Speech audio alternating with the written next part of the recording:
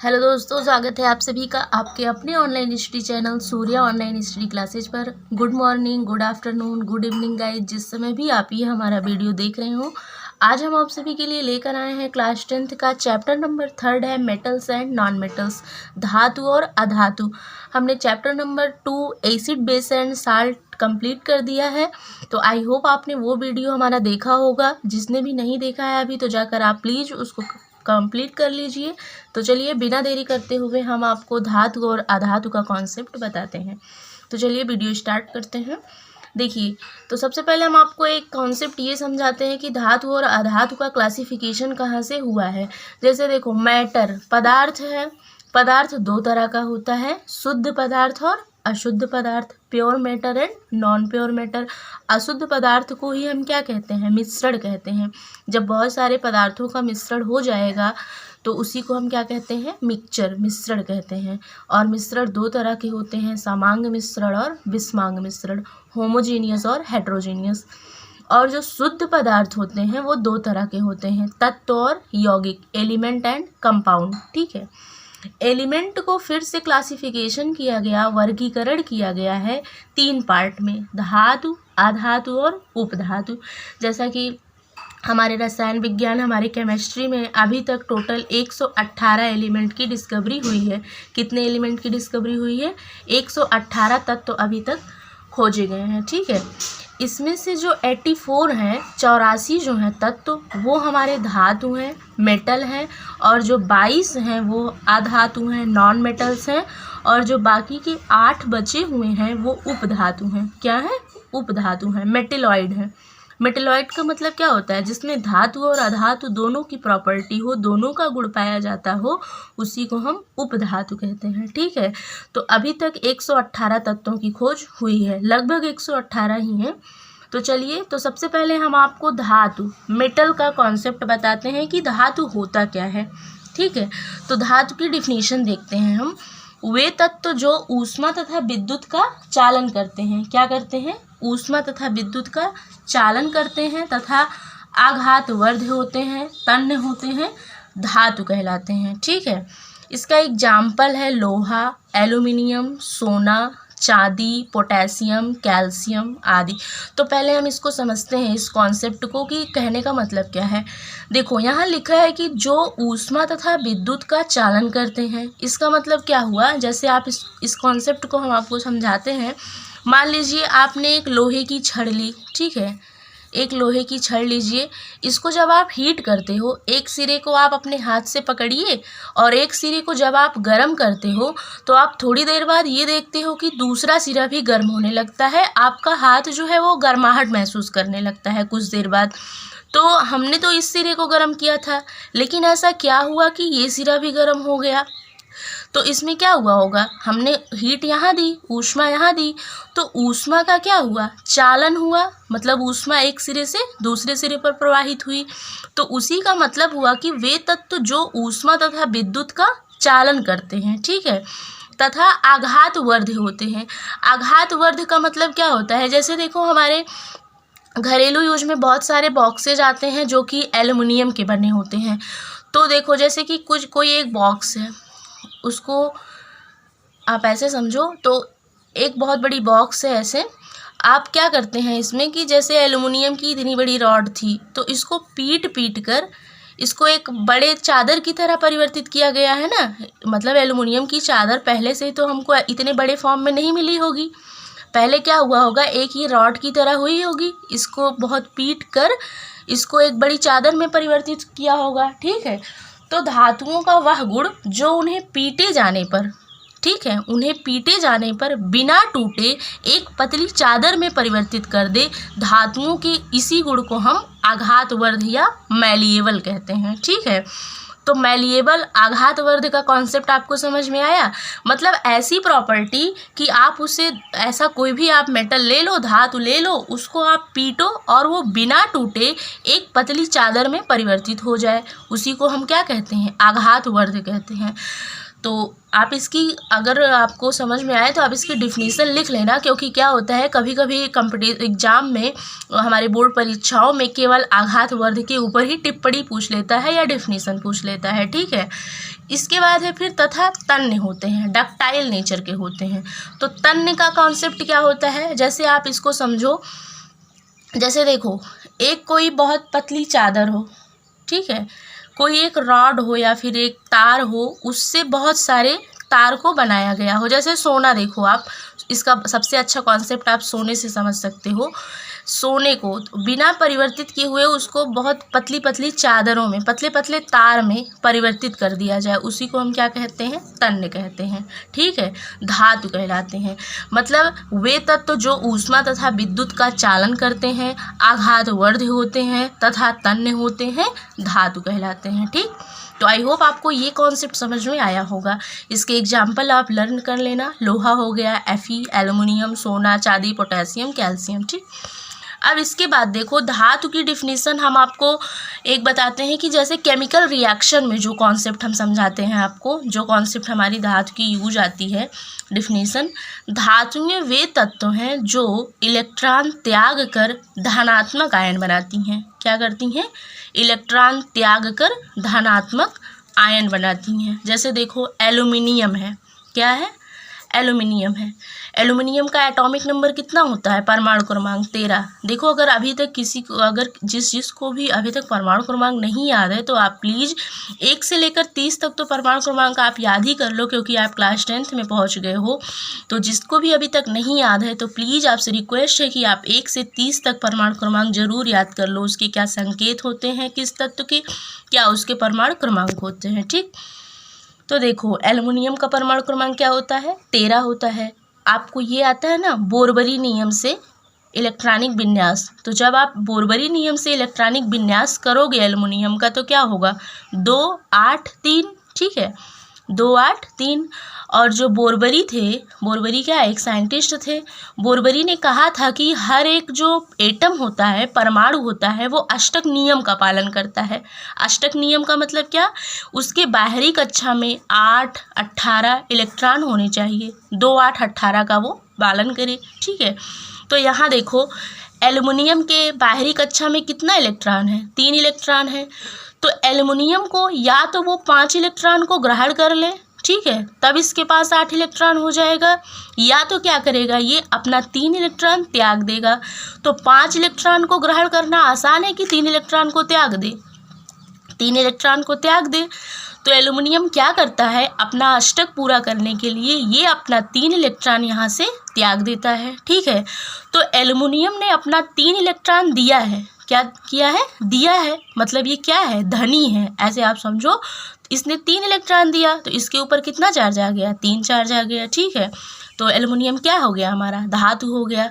तो वे तत्व जो इलेक्ट्रॉन त्याग कर धनात्मक आयन बनाते हैं, धातु कहलाते हैं। जैसे इसका कॉन्सेप्ट हो गया एल्युमिनियम, एग्जाम्पल हो गया। ठीक, अब यहाँ देखो एक यहाँ पर एग्जाम्पल में हमसे क्वेश्चन पूछ लेता है, भूपर्पटी में सर्वाधिक मात्रा में पाई जाने वाली धातु क्या है, एल्युमिनियम है। मतलब जो हमारा भूपर्पटी है, हमारी पृथ्वी है, उसमें सर्वाधिक मात्रा में कौन सी मेटल पाई जाती है, एल्युमिनियम। ठीक, तो आप प्लीज़ यहाँ तक इतना नोट डाउन करो, क्योंकि धातु के एग्जाम कॉन्सेप्ट पूछे जा रहे हैं, डेफिनेशन पूछी जाती हैं, इसके क्या एग्जाम्पल है। ठीक, तो आइए इसके बाद फिर हम आपको नेक्स्ट टॉपिक पढ़ाते हैं, धातुओं के भौतिक गुण, फिजिकल प्रॉपर्टीज ऑफ मेटल। ठीक, क्या है, फिजिकल प्रॉपर्टीज ऑफ मेटल। तो इसके लिए पहला कॉन्सेप्ट है धात्विक चमक।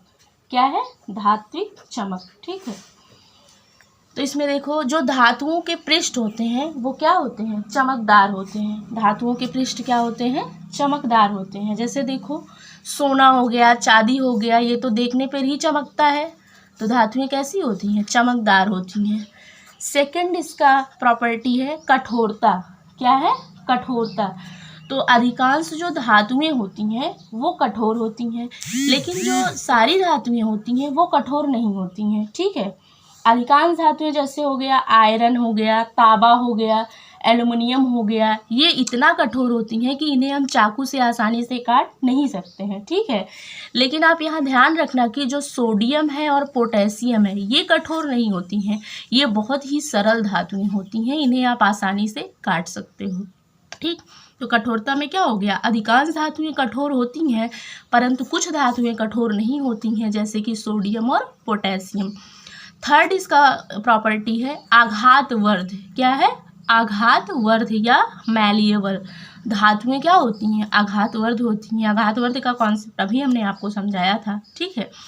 तन्यता, धातुओं में तन्यता का गुण पाया जाता है, ठीक। 5 इसका प्रॉपर्टी है ऊष्मीय चालकता। क्या है? ऊष्मीय चालकता। ऊष्मीय चालकता का मतलब क्या होता है? धातुएं ऊष्मा की सुचालक हैं। इसका मतलब ये होता है कि धातुएं सरलता से ऊष्मा को अपने में से प्रवाहित होने देती हैं। जैसे हमने अभी आपको एल्युमिनियम, उसका लोहे का कॉन्सेप्ट समझाया था। जैसे आप एक लोहे की रॉड लेते हो, अगर आप उसके एक सिरे को यहाँ हमने बताया था ना आपको अभी लोहे का कॉन्सेप्ट, ठीक है। तो चलिए यहाँ देखो क्या है ऊष्मीय चालकता। धातुएं ऊष्मा की क्या होती हैं? सुचालक होती हैं। जैसे देखो आपने क्या किया, आप अगर एक लोहे की छड़ या एल्युमिनियम की छड़ लोगे, एक सिरे को गर्म करोगे तो दूसरा सिरा भी आपका गर्म हो जाएगा। मतलब क्या हुआ? यहाँ ऊष्मा का चालन हुआ। मतलब धातुएं क्या होती हैं? ऊष्मा की सुचालक होती हैं, ठीक है। तो ऊष्मीय चालकता एक बहुत इंपॉर्टेंट कॉन्सेप्ट है धातु के लिए। नेक्स्ट है विद्युत चालकता। क्या है? विद्युत चालकता। धातुएं जो होती हैं वो विद्युत की चालक होती हैं, विद्युत चालक होती हैं। इसका मतलब क्या होता है कि धातुएं सरलता से अपने में से विद्युत को प्रवाहित होने देती हैं। आप इसको ऐसे समझो, जो हमारी घरेलू विद्युत वायरिंग होती हैं, घरेलू विद्युत वायरिंग कहें तो जैसे घर में जो हमारे बिजली की वायरिंग होती हैं उसमें क्या होता है? कॉपर का हम यूज करते हैं। कौन सा तार होता है वहाँ पर? कॉपर का बना होता है। तो कॉपर का तार हम लगाते हैं तो उसमें से हमारी इलेक्ट्रिसिटी तो आसानी से आ जाती है ना। मतलब वो क्या होती हैं? विद्युत चालक होती हैं, जिन पर हमारा किसका लेप होता है? परत चढ़ी होती है। जैसे देखो जब वायरिंग होती है, ऐसे एक मोटा वायर होता है पाइप की तरह, और इसके अंदर हमारा कॉपर की तार बिछी होती है। आप ये बताओ हमको, जो ये होता है मोटा सा पाइप होता है वो किसकी बनी होती है? पीवीसी होता है। इसको क्या कहते हैं? पॉलीवाइलिन क्लोराइड, ठीक है। ये पीवीसी का बना होता है और इसके अंदर क्या होता है? कॉपर होता है। तो देखो यहाँ धातु विद्युत की क्या हो गई? चालक हो गई, क्योंकि इलेक्ट्रिसिटी जो हमारी बिजली है, विद्युत है, वो तो इसी से प्रवाहित हो रही है ना, ठीक है।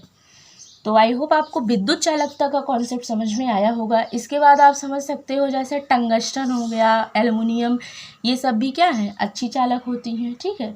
लेकिन आप यहाँ पर ये एक एक्सेप्शन ये होता है हमारा, जैसे मरकरी है Hg, ये हमारी धातु की अच्छी विद्युत चालक नहीं होती है, ठीक। Hg, मरकरी को छोड़कर बाकी मैक्सिमम जो धातुएँ होती हैं वो हमारी विद्युत चालक होती हैं, ठीक।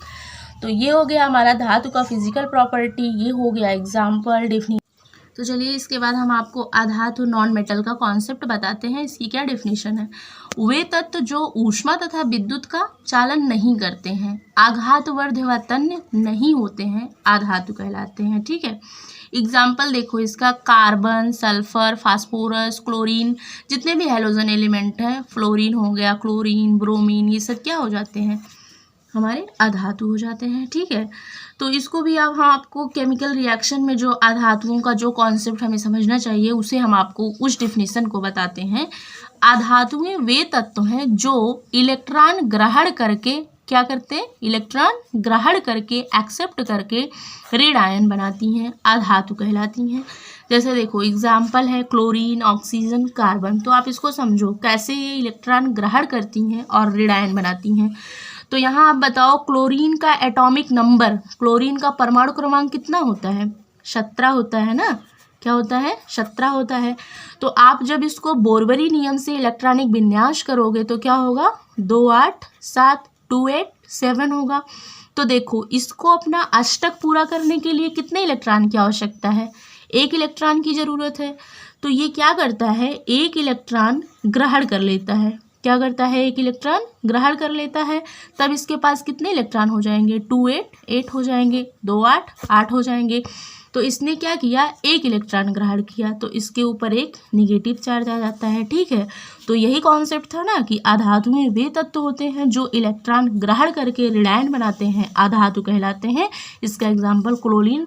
तो आई होप आपको ये कॉन्सेप्ट समझ में आया होगा। इसके बाद क्या है? ऑक्सीजन है। ऑक्सीजन का परमाणु क्रमांक कितना होता है? 8 होता है ना, 8। इसका जब आप कॉन्फ़िगरेशन करोगे तो 2 और 6 हो गया। अब आप यहाँ बताओ, खुद से सोचो कि इसका अष्टक पूरा करने के लिए इसको कितने इलेक्ट्रॉन की आवश्यकता है? 6 है। कितना आ जाए किसका अष्टक पूरा हो जाएगा, 2 ना, तो 2 क्या करेगा, ये लेगा। तो जब ये 2 इलेक्ट्रॉन ग्रहण करेगा तो इसके ऊपर कितना नेगेटिव चार्ज आएगा, 2 नेगेटिव चार्ज आएगा, O2 माइनस हो जाएगा। तो ये भी क्या हो गया, हमारा नॉन मेटल हो गया। ठीक है, तो ऑक्सीजन देखो, इसीलिए हम क्या होता है, अधातुएं जो होती हैं इनको हम कहते हैं ऋण विद्युतीय तत्व होती हैं। क्या होती हैं, ऋण विद्युतीय तत्व होती हैं। ठीक है, इसके बाद है हमारा कार्बन। कार्बन का एटॉमिक नंबर बताओ, बताओ बताओ बताओ, कार्बन का एटॉमिक नंबर कितना होता है, 6 होता है। ठीक है, वेरी गुड, 6। ठीक, इसका कॉन्फ़िगरेशन 2 और 4 हो गया। ठीक, इसको अपना अष्टक पूरा करने के लिए कितने इलेक्ट्रॉन की आवश्यकता है, कितना, हाँ 4 की है। ठीक है, इसने 4 ले लिया, तो जब इसने 4 लिया तो इसके ऊपर क्या हो गया, निगेटिव चार्ज आ गया ना। ठीक है, तो ये भी क्या हो गया, हमारा नॉन मेटल हो गया। कार्बन एक महत्वपूर्ण अधातु है। ठीक है, क्योंकि कार्बन के बिना पृथ्वी पर जीवन संभव नहीं है। ठीक, अब देखो यहाँ पर, जैसे कि हमने आपको यहाँ बताया था कि धातुओं में भूपर्पटी में सर्वाधिक मात्रा में पाया जाने वाला तत्व क्या था, एल्युमिनियम था। उसी तरह अधातुओं में सर्वाधिक मात्रा में पाई जाने वाली जो अधातु है वो क्या है, ऑक्सीजन है। ठीक, तो कॉन्फ़िगरेशन हमने बताया, ये समझ में आया होगा कि किस तरह से ये इलेक्ट्रॉन ग्रहण करते हैं और इनके ऊपर ऋणायन आ जाता है, तो इसे हम अधातु कहते हैं। ठीक, देखो 1 से 30 तक परमाणु क्रमांक आप याद कर लो और बोरवली नियम से कॉन्फ़िगरेशन आपको आना चाहिए। ठीक, क्योंकि अब इसका आइए हम आपको अधातुओं के भौतिक गुणधर्म, physical properties of non metals बताते हैं। जैसे कि इसमें पहला है, अधातुओं में चमक नहीं पाई जाती है। धातुओं में क्या होती थी, चमक होती थी, लेकिन अधातुओं में चमक नहीं पाई जाती है। दूसरा है, अधातुओं में आघात वर्धनीयता व तन्यता का गुण नहीं पाया जाता है। ठीक है, थर्ड है, अधातुएं ऊष्मा और विद्युत की क्या होती हैं, कुचालक होती हैं। अपवाद है ग्रेफाइट को छोड़कर। ठीक, तो अब यहाँ पर हम आपको एक क्वेश्चन ये बताते हैं, धातु एवं अधातु में अंतर, difference between metal and non metal, ये पूछा जाता है और पूछा भी जाता है और आपको ये क्लियर भी होना चाहिए। ठीक है, तो देखिए धातु और अधातु में अंतर। तो सबसे पहला हम देखते हैं, धातुएं जो होती हैं साधारण ताप पर किस अवस्था में होती हैं, ठोस होती हैं। कैसी होती हैं, ठोस होती हैं, केवल पारा को छोड़कर। Hg जो होता है, मरकरी जो कि थर्मामीटर में यूज होता है, आप देखे होंगे डॉक्टर के यहाँ जाते हो तो आप सबसे पहले वो थर्मामीटर से ही बुखार चेक करते हैं, फीवर हुआ है कि नहीं।